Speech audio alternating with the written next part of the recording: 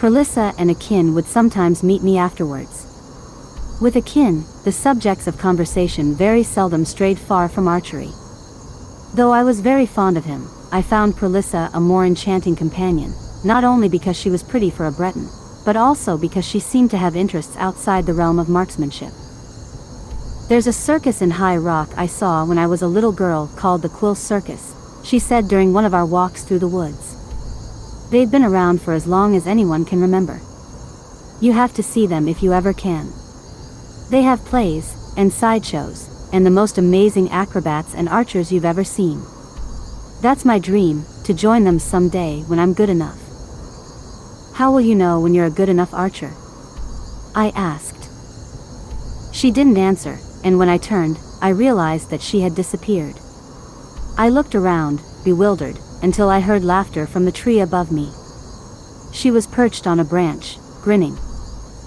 "I may not join as an archer, maybe I'll join as an acrobat," she said. "Or maybe as both."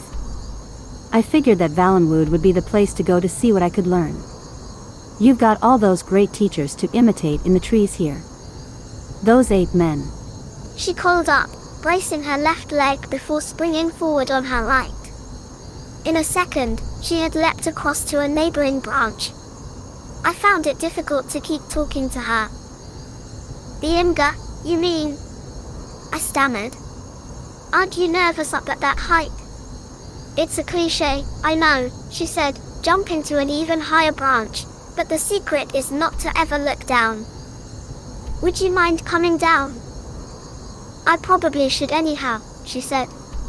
She was a good 30 feet up now, balancing herself, arms outstretched, on a very narrow branch.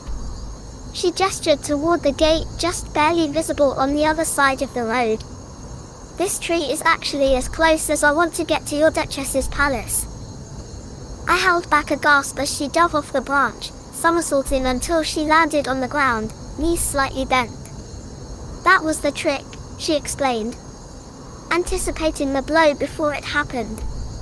I expressed to her my confidence that she would be a great attraction at the Quill Circus. Of course, I know now that never was to be. On that day, as I recall, I had to return early. It was one of the rare occasions when I had work, of a sort, to do. Whenever the Duchess had guests, I was to be at the palace. That is not to say that I had any particular duties, except to be seen standing at attention in the dining room. The stewards and maids worked hard to bring in the food and clear the plates afterwards, but the footmen were purely decorative, a formality. But at least I was an audience for the drama to come.